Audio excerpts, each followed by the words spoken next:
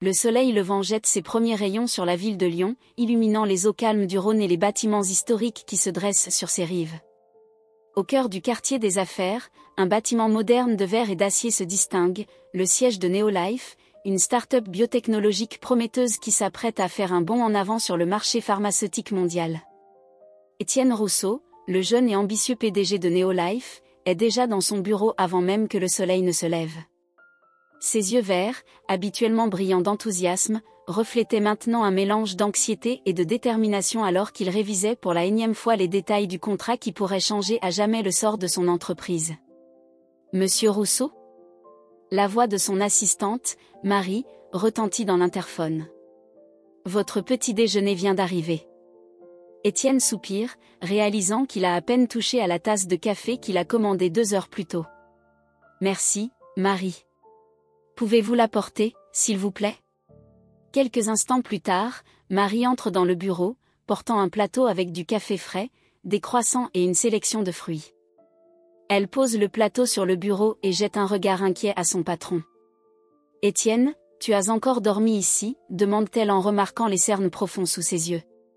Il sourit d'un air fatigué. « Encore une nuit, Marie.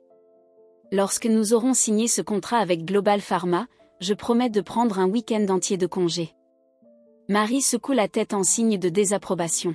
« Tu l'as déjà dit la dernière fois. Et la fois d'avant. » Étienne rit en attrapant un croissant. « Cette fois, c'est différent. Ce contrat, c'est le rêve de toute une vie, Marie. 5 années de travail acharné, de nuits blanches, d'expériences ratées, tout a conduit à ce moment. » Au moment où il parle, son téléphone vibre. C'est un message de Philippe Girard, son directeur de recherche et son meilleur ami depuis l'université. « Étienne, il faut qu'on parle. C'est urgent. Retrouvez-moi au laboratoire dans 15 minutes. » Le ton du message fait froncer les sourcils à Étienne. Philippe avait rarement l'air aussi sérieux. Il avale le reste de son croissant et se lève. « Marie, annule ma vidéoconférence de 9 heures. Je dois aller au laboratoire. » 10 minutes plus tard, Étienne entre dans le laboratoire principal de Neolife. L'odeur familière des produits chimiques et le doux bourdonnement de l'équipement le calment habituellement, mais aujourd'hui, il y avait une tension palpable dans l'air. Philippe est penché sur un microscope, les épaules tendues. Lorsqu'il entend Étienne entrer, il se retourne, son visage est un masque d'inquiétude. « Étienne, nous avons un problème. Un gros problème. » Le cœur d'Étienne s'emballe. Qu'est-ce qui s'est passé? Un problème avec les tests? Philippe secoue la tête. Pire. Je crois qu'il y a une fuite. Une fuite, répète Étienne, incrédule. Qu'est-ce que tu veux dire? Philippe sort une tablette et montre à Étienne une série de courriels. Regarde ça. C'est une correspondance entre quelqu'un de notre équipe et Biorival. Étienne sent son sang se glacer dans ses veines. Biorival était son principal concurrent, une entreprise qui tentait depuis des années de dépasser Neolife dans la course au développement d'une thérapie génique révolutionnaire. Ce n'est pas possible, murmure Étienne en parcourant les courriels. Des détails confidentiels sur leurs recherches, des calendriers de tests, même des projets de brevets, tout était là, exposé. Malheureusement, c'est vrai, dit Philippe, la voix grave. Et ce n'est pas tout. Regarde la date du dernier courriel. Étienne regarde. Elle date d'hier soir. Mon Dieu, a-t-il murmuré. Le contrat avec Global Pharma, s'ils sont au courant. Exactement, acquiesce Philippe. Si Global Pharma découvre que nos secrets commerciaux ont été compromis, elle peut annuler l'accord. Étienne sent le poids du monde sur ses épaules. Tout le travail, tous les sacrifices, tout pouvait s'écrouler à cause d'un traître. Qui pourrait faire ça, demande Étienne, plus à lui-même qu'à Philippe. Qui aurait accès à toutes ces informations? Philippe hésite avant de répondre. Étienne, le niveau de détail de ces courriels, seul quelqu'un de haut placé dans l'entreprise aurait accès à tout cela. Le sous-entendu est resté dans l'air entre eux. Le cercle des suspects était restreint et comprenait des personnes en qui Étienne avait toute confiance. Non, dit Étienne avec fermeté. Je ne peux pas croire que quelqu'un de notre équipe centrale puisse faire cela. Il doit y avoir une autre explication. Philippe pose une main sur l'épaule d'Étienne. Je sais que c'est difficile à croire, mais il faut se rendre à l'évidence. Quelqu'un nous trahit et nous devons découvrir qui c'est avant qu'il ne soit trop tard. Étienne ferme les yeux, essayant de tout assimiler. Le contrat avec Global Pharma n'était plus qu'à quelques jours d'être signé. Des années de travail, des millions d'euros d'investissement, l'avenir de dizaines d'employés, tout était en jeu. D'accord, dit-il enfin en ouvrant les yeux avec une détermination renouvelée. Nous nous en occuperons. Mais avec discrétion. Nous ne pouvons laisser personne savoir que nous enquêtons, pas même le reste de l'équipe de direction. Moins il y a de gens au courant, mieux c'est. Philippe acquiesce. Et le contrat? Faut-il reporter la signature? Étienne secoue la tête. Non. Si nous tardons, Global Pharma voudra savoir pourquoi, et nous ne pouvons pas risquer qu'il découvre la fuite.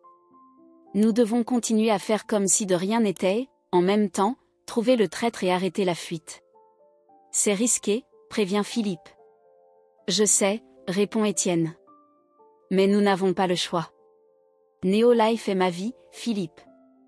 Je ne laisserai personne la détruire sans me battre.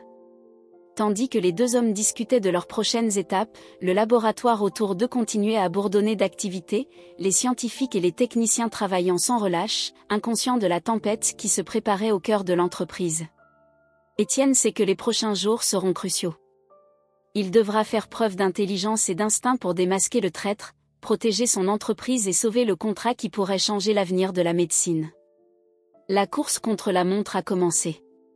Étienne fait les 100 pas dans son luxueux appartement surplombant le Rhône.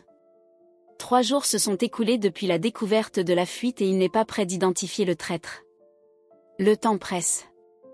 Le bruit de la sonnette interrompt ses pensées. Il ouvre la porte et se retrouve face à un miroir vivant, son frère jumeau, Mathieu. Alors, quelle est la grande urgence? Demande Mathieu en entrant dans l'appartement. Ton coup de film a semblé plutôt dramatique, soupire Étienne. Étienne soupire. Mathieu, j'ai besoin de ton aide. C'est une question de vie ou de mort pour Neolife. Au cours des minutes qui suivent, Étienne explique la situation à son frère. Mathieu l'écoute attentivement et ses yeux s'écarquillent lorsqu'il réalise la gravité de la situation. Je vais être clair, dit Mathieu quand Étienne a terminé. Tu veux que je me fasse passer pour un stagiaire de ton entreprise pour espionner tes propres employés? Étienne acquiesce. C'est tout à fait exact. Tu es la seule personne en qui je peux avoir pleinement confiance, et en tant qu'acteur, tu as les compétences nécessaires pour te fondre dans la masse sans éveiller les soupçons. Mathieu rit sans humour. Acteur au chômage, tu veux dire? Mon dernier rôle a été celui d'un figurant dans une publicité pour du fromage, il y a 6 mois. S'il te plaît, Mathieu, supplie Étienne.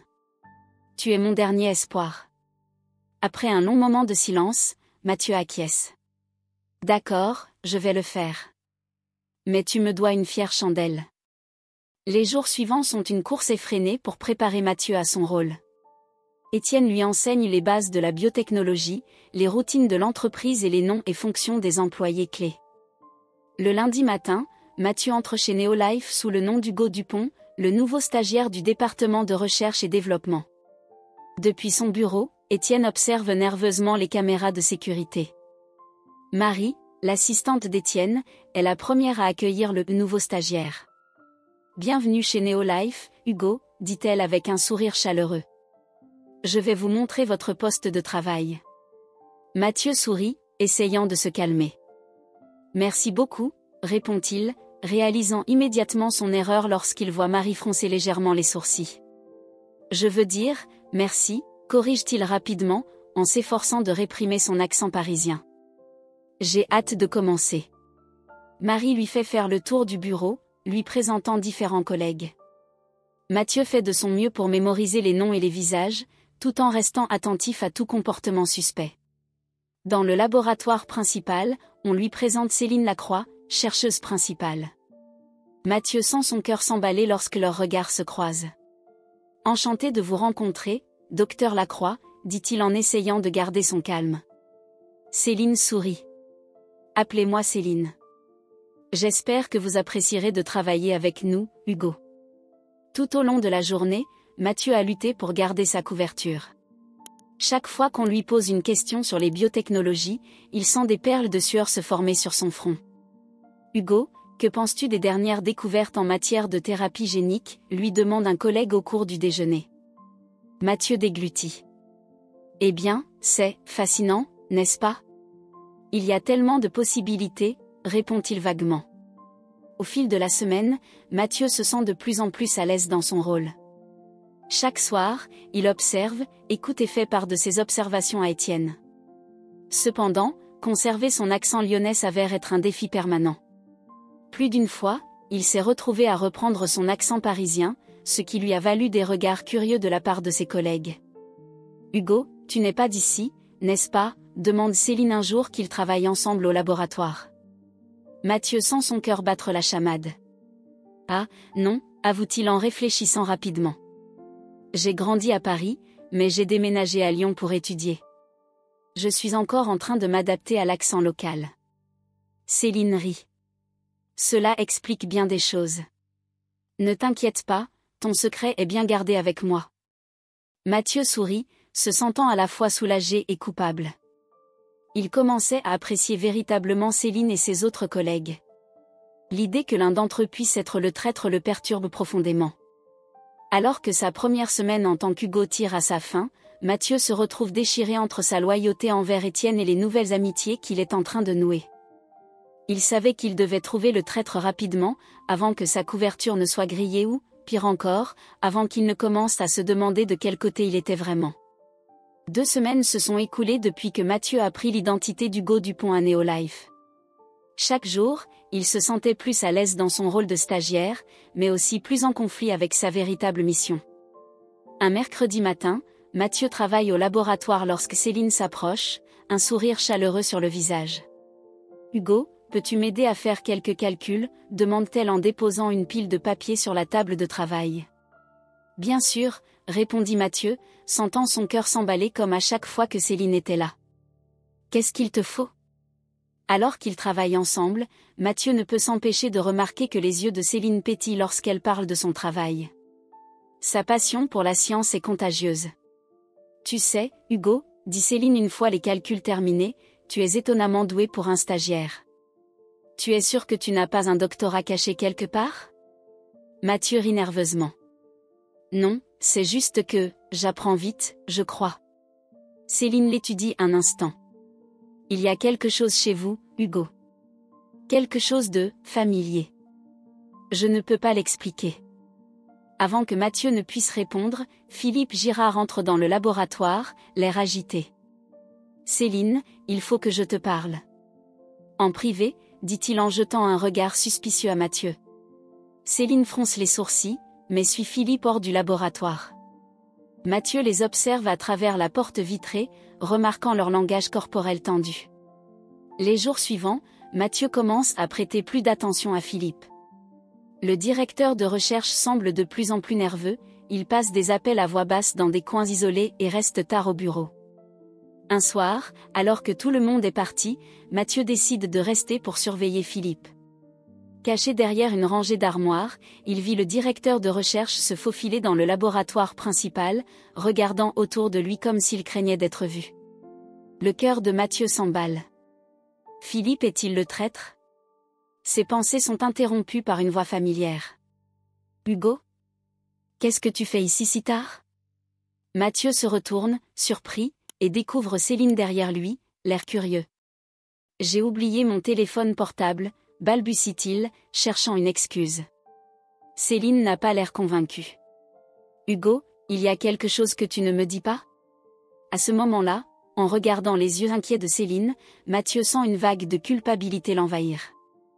Il voulait tout lui dire, la fuite, sa véritable identité, les sentiments grandissants qu'il éprouvait pour elle.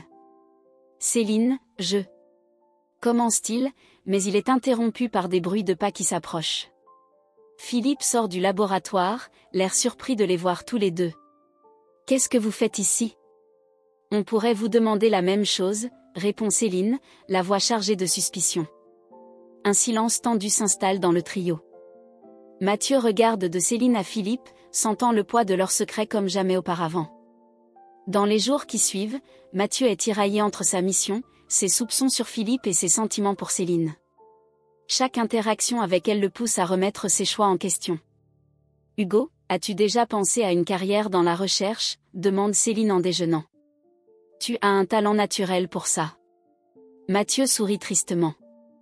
Parfois, je me demande si je suis sur la bonne voie, répond-il, les mots chargés d'un sens qui échappe à Céline. Le soir, dans ses rapports à Étienne, Mathieu se surprend à omettre des détails sur Céline, la protégeant instinctivement. Philippe a un comportement étrange, dit-il à Étienne lors d'une de leurs conversations nocturnes. Je pense que nous devrions nous concentrer sur lui. Étienne a l'air sceptique. Philippe est mon meilleur ami, Mathieu. Tu es sûr ? Mathieu hésite. Est-il vraiment sûr de quelque chose à ce stade ? Au fil des jours, Mathieu sent qu'il atteint un point de rupture. Ses soupçons à l'égard de Philippe grandissent, tout comme ses sentiments pour Céline. La culpabilité de l'avoir trompé le ronge. Un soir, alors qu'il regarde Céline travailler tard dans le laboratoire, Mathieu prend une décision. Il ne peut plus continuer cette farce. Il devait dire la vérité, quelles qu'en soient les conséquences. Céline, appelait-il doucement, le cœur battant dans sa poitrine. Il faut que je te dise quelque chose. Mathieu s'apprête à révéler sa véritable identité à Céline lorsque le bruit d'une porte qui se referme l'interrompt brusquement. Céline et lui échangent un regard confus. Qui d'autre est encore là à cette heure-ci ? Murmura Céline. Mathieu lui fit signe de se taire et tous deux se dirigèrent en silence vers la source du bruit. Au détour d'un couloir, ils aperçoivent de la lumière sous la porte du bureau de Philippe. Soudain, la voix exaltée de Philippe retentit dans le couloir vide. « Non, vous ne comprenez pas la gravité de la situation !» crie Philippe dans le téléphone. « Ils vont trop loin !» Mathieu et Céline s'approchent de la porte pour tenter d'en savoir plus. « Je sais que j'ai promis plus de preuves, mais c'est risqué, » poursuit Philippe, la voix plus basse. « Si Étienne découvre que c'est moi !» Mathieu sent son cœur s'emballer. Philippe était donc bien l'informateur. Mais quelque chose n'allait pas. Pourquoi semblait-il si inquiet ? Je comprends que vous ayez besoin de preuves concrètes avant d'agir, soupire Philippe, mais ne voyez-vous pas ? Les implications éthiques de ces expériences sont dévastatrices. Mathieu et Céline échangent un regard choqué. Éthique ? Expérience ? De quoi Philippe parle-t-il ? Oui, je sais que l'agence d'éthique de la recherche a besoin de plus que mes paroles, poursuit Philippe. Je promets d'obtenir les documents qui prouvent l'illégalité des tests. J'ai juste besoin de plus de temps. À ce moment-là, Mathieu s'appuie malencontreusement sur la porte, qui s'ouvre en grinçant. Philippe se retourna brusquement, le visage pâle de stupeur. Je te rappellerai, marmonne-t-il dans le téléphone avant de raccrocher. Qu'est-ce que vous faites là tous les deux ? Céline s'avance, la voix tremblante de colère et de confusion. La question est, que faites-vous, Philippe ? Qu'est-ce que c'est que cette histoire de tests illégaux ? Philippe s'effondre dans son fauteuil, l'air soudainement épuisé. Tu n'aurais pas dû entendre ça. Mais nous l'avons entendu, insiste Mathieu, l'esprit en ébullition. Et maintenant, tu vas tout nous dire. Pendant un long moment, Philippe reste silencieux, regardant de Mathieu à Céline. Finalement, il poussa un profond soupir. Tout a commencé il y a quelques mois, commença-t-il, j'ai remarqué des divergences dans les rapports de test. Des résultats trop beaux pour être vrais. En enquêtant plus avant, j'ai découvert qu'Étienne avait autorisé des tests sur des humains sans approbation éthique. Céline s'exclame, c'est impossible. Étienne ne ferait jamais une chose pareille. Philippe secoue tristement la tête. Je ne voulais pas y croire non plus. Mais les preuves sont là. Étienne veut tellement conclure cet accord avec Global Pharma qu'il est prêt à sauter des étapes de sécurité cruciales. Mathieu a eu l'impression que le sol s'était dérobé sous ses pieds. Son frère, impliqué dans des expériences contraires à l'éthique ? Ce n'est pas possible. Pourquoi n'avez-vous pas confronté Étienne directement ? Demande Mathieu, qui s'efforce de garder sa couverture. J'ai essayé, répond Philippe. Mais il m'a assuré que tout était sous contrôle, qu'il ne s'agissait que de raccourcis nécessaires. Quand j'ai compris qu'il n'allait pas s'arrêter, j'ai décidé de contacter l'agence d'éthique de la recherche. C'est donc toi l'informateur, murmure Céline, encore sous le coup de la révélation. Philippe acquiesce. Oui, mais pas pour nuire à l'entreprise. J'essaie de la sauver d'elle-même. Mathieu sent son monde tourner. Son frère n'était-il pas la victime, mais le méchant? Et Philippe, le principal suspect, essayait-il de faire ce qu'il fallait? Qu'est-ce qui se passe maintenant? Demande Céline, la voix à peine plus haute qu'un murmure. Philippe les regarde tous les deux, les yeux pleins de détermination. Maintenant, j'ai besoin de votre aide. Nous devons rassembler des preuves tangibles avant que quelqu'un ne soit blessé lors de ces expériences illégales. Mathieu sentit le poids de sa mission initiale s'estomper. Il était venu chercher un traître, mais il a fini par découvrir une conspiration bien plus vaste. Il est maintenant confronté à un choix impossible, protéger son frère ou faire ce qui est juste. Comptez sur nous, s'entend dire Mathieu, conscient que cette décision va tout changer. Le silence qui suit la révélation de Philippe est palpable. Mathieu a l'impression que l'air a été aspiré de la pièce, le laissant étourdi et désorienté. Son frère Étienne, l'homme qu'il admirait et en qui il avait toute confiance, était-il à l'origine d'expériences illégales et potentiellement dangereuses? Es-tu sûr de cela, Philippe? Demande Céline, la voix tremblante. Il y a peut-être un malentendu. Philippe secoue tristement la tête. J'aimerais bien, Céline. Mais j'ai des preuves tangibles. Il se tourne vers son ordinateur et ouvre une série de fichiers. Regardez ça. Mathieu et Céline se penchent pour regarder l'écran. Devant eux, des rapports détaillés d'expérience, des résultats de tests et, plus inquiétants, des listes de volontaires avec des codes à la place des noms. Ce sont les tests non autorisés, demande Mathieu, en s'efforçant de garder une voix stable. Philippe acquiesce. C'est exact. Étienne a commencé ces tests il y a environ 3 mois, lorsqu'il est devenu évident que nous n'aurions pas de résultats concluants à temps pour le contrat avec Global Pharma. Céline fronce les sourcils. Mais cela n'a pas de sens. Les protocoles de sécurité existent pour une raison.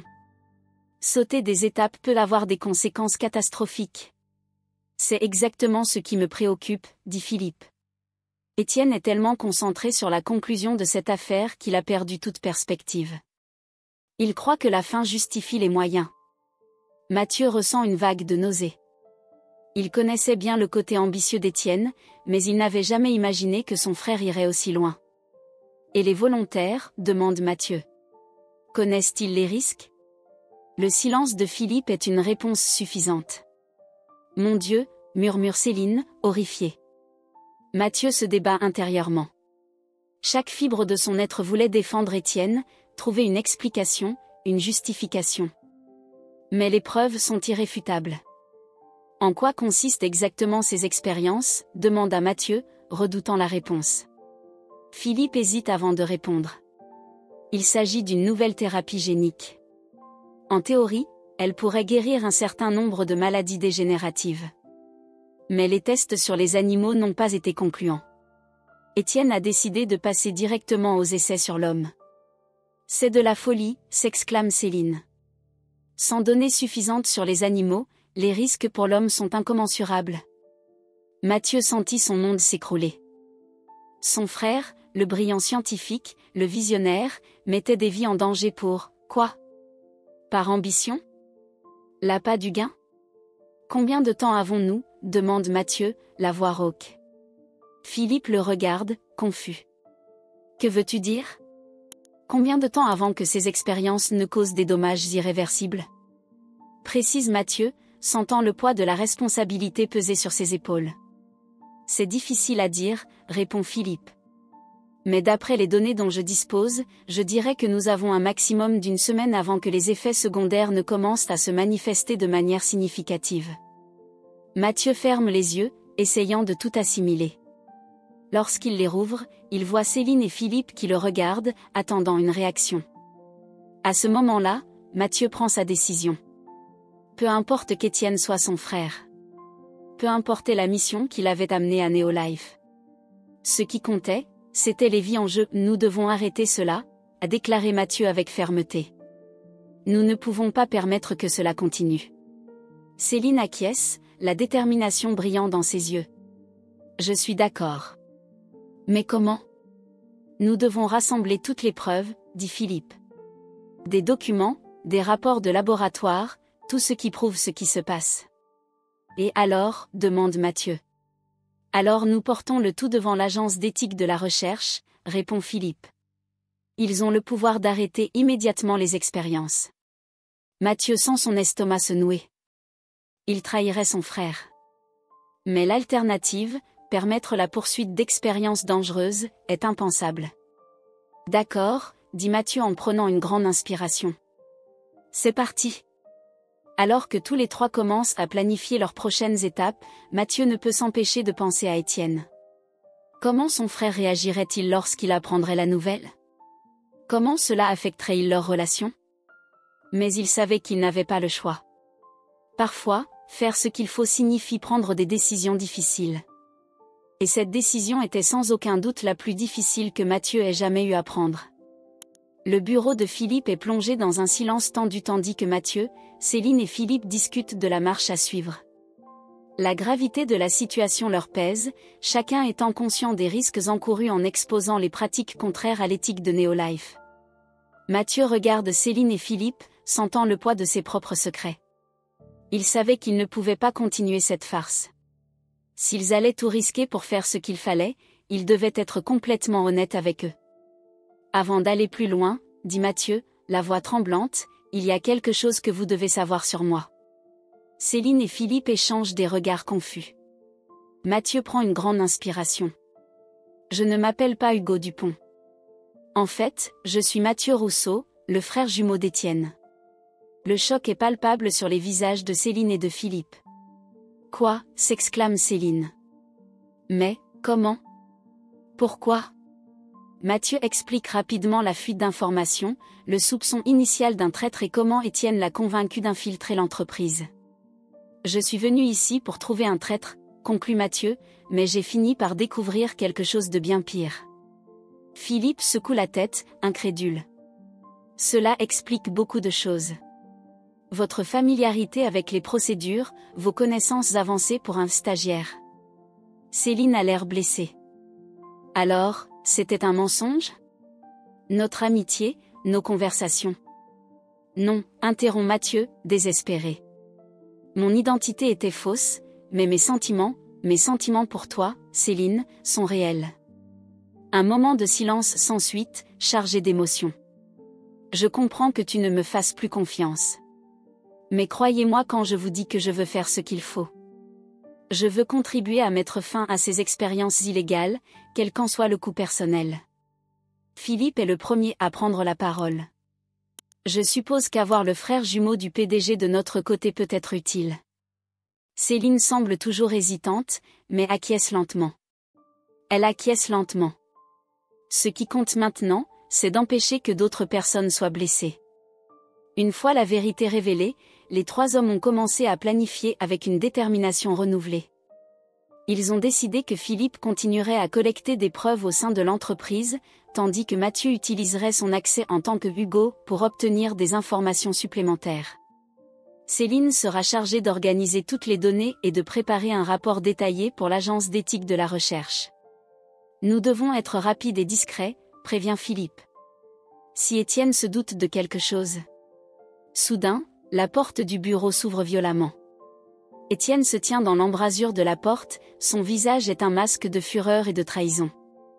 C'est comme ça que tu me remercies? Grogna-t-il. En conspirant dans mon dos? Le sang de Mathieu se glace. Depuis combien de temps Étienne écoutait-il? Étienne, commence Mathieu en faisant un pas vers son frère, il faut que ça cesse. Ce que tu fais est dangereux et contraire à l'éthique. Étienne rit amèrement. Pas éthique? J'essaie de sauver des vies. Vous ne comprenez pas ce qui est en jeu? Nous comprenons parfaitement, dit Céline d'une voix ferme. Mais la fin ne justifie pas les moyens, Étienne. Vous mettez des gens en danger. Traîtres, vous tous, murmure Étienne, les yeux plissés. Philippe, mon meilleur ami. Céline, ma plus brillante chercheuse. Et toi, Mathieu, mon propre frère. Étienne, s'il te plaît, supplie Mathieu. Il n'est pas trop tard pour arranger les choses. On peut trouver un autre moyen. Pendant un instant, Étienne semble vouloir céder. Mais son visage se durcit. Non, dit-il froidement. J'ai travaillé trop dur, j'ai fait trop de sacrifices pour abandonner maintenant. Si vous n'êtes pas avec moi, vous êtes contre moi.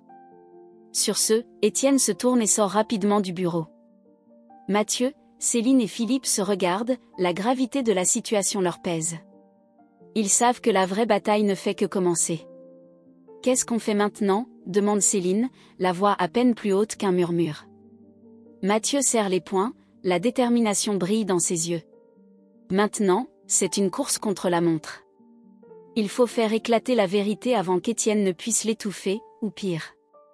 Alors qu'ils sortent tous les trois du bureau, Mathieu ne peut s'empêcher de se demander si le lien avec son frère jumeau pourra jamais être réparé après cela. Mais il savait qu'il avait fait le bon choix. Certaines choses sont plus importantes que les liens du sang. La course pour sauver Neolife, et potentiellement de nombreuses vies, avait commencé. Le laboratoire principal de Neolife fut plongé dans un silence tendu lorsque Mathieu entra, suivi de près par Céline et Philippe. Étienne leur tournait le dos, penché sur un banc, les mains fermement agrippées au rebord. « Étienne, dit Mathieu à voix basse.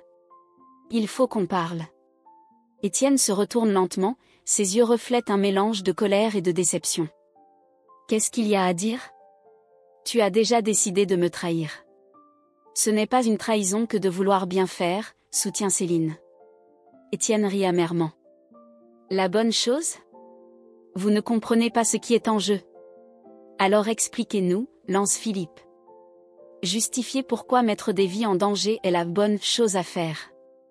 Étienne se passe une main dans les cheveux, frustré. Vous ne voyez pas ? Ces expériences pourraient permettre de guérir des maladies qui sont actuellement considérées comme incurables. Nous pourrions sauver des millions de vies. Au prix de combien ? Demande Mathieu. Étienne, tu joues à Dieu. Ce n'est pas éthique. Éthique, se moque Étienne. L'éthique ne guérit pas les maladies. L'éthique ne sauve pas des vies. Parfois, nous devons faire des choix difficiles pour le bien de tous. Pendant qu'ils discutaient, personne n'a remarqué que l'un des équipements commençait à surchauffer.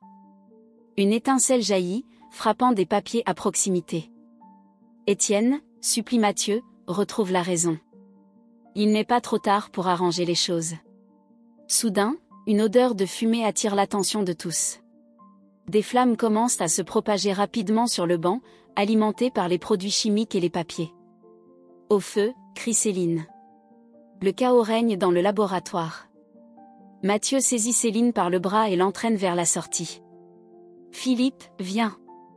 Philippe se précipita à leur suite, mais Étienne était paralysé, regardant avec horreur les flammes qui avaient consumé des années de travail.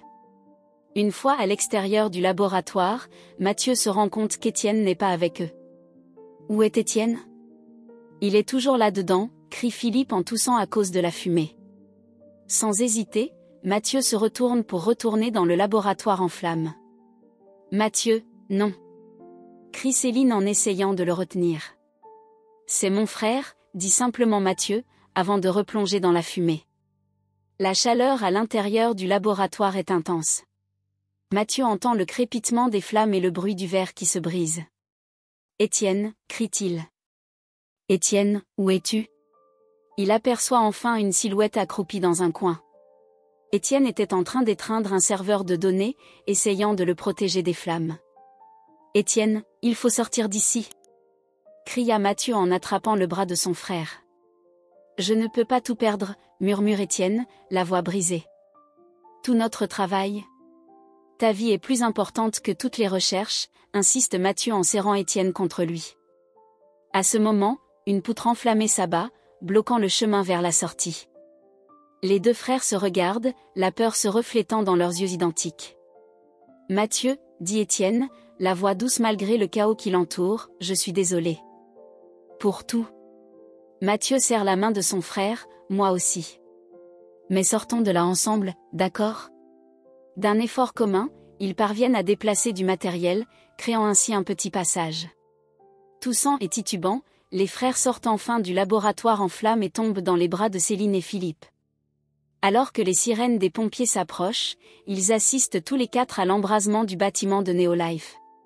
Des années de recherche, le contrat de plusieurs millions de dollars, l'avenir de l'entreprise, tout partait littéralement à volo. Mathieu regarde Étienne, qui semble défait et perdu. « Qu'est-ce qu'on fait maintenant » demande-t-il doucement. Étienne croisa le regard de son frère. « Je ne sais pas. Mais, merci de m'avoir sauvé. » Malgré tout. Mathieu acquiesce, un petit sourire se dessine sur ses lèvres. « Nous sommes des frères. Nous serons toujours là l'un pour l'autre, quoi qu'il arrive. » Tandis que les pompiers s'efforçaient de maîtriser l'incendie, ils se tenaient tous les quatre debout, observant la fin d'un chapitre et le début incertain d'un autre. L'avenir de Neolife et la relation entre les frères Rousseau restent incertains, mais une chose est sûre, rien ne sera plus jamais comme avant.